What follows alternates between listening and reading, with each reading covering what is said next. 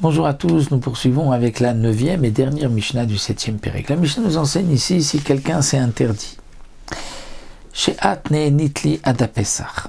Il dit à sa femme, je t'interdis de profiter de ce qui m'appartient à moi jusqu'à Pessah. Im telechi le betavich adechag. Si tu vas te rendre chez tes parents dans la maison de ton père, jusqu'à Chag, jusqu'à Sukkot.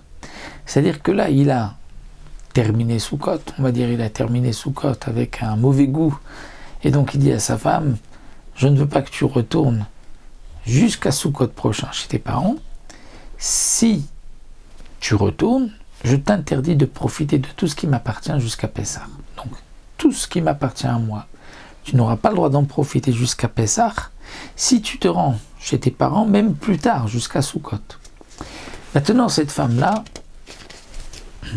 si Al-Khalifna Pessah, si avant Pessah, elle a été chez ses parents, alors à Sourabana, toi à Pessah, elle aura l'interdiction de profiter de son mari jusqu'à Pessah, parce qu'il lui a dit, je t'interdis jusqu'à Pessah si tu vas chez tes parents avant Sukkot. Elle a été avant Pessah, c'est avant Sukkot, ça rentre dans l'interdiction, donc elle ne pourra pas profiter de son mari jusqu'à Pessah. Après Pessah, elle pourra, puisque lui avait limité dans le temps.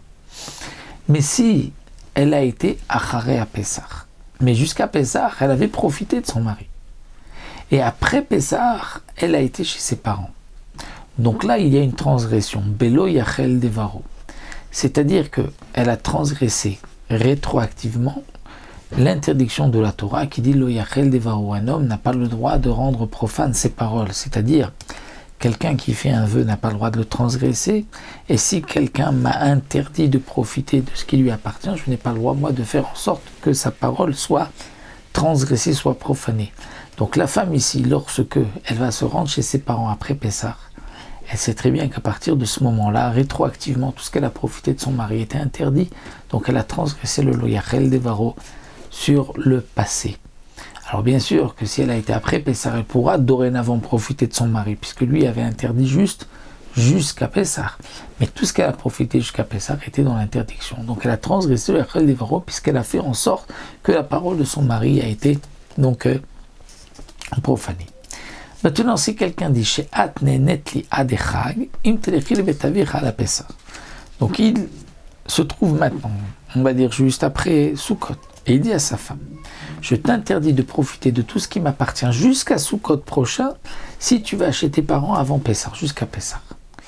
Maintenant, si elle va avant Pessah, à Sourabanato Adechag, elle aura l'interdiction de profiter de son mari jusqu'à Sukkot, puisque c'était l'interdiction. Si elle va jusqu'à Pessah, à Sourabanato Adechag.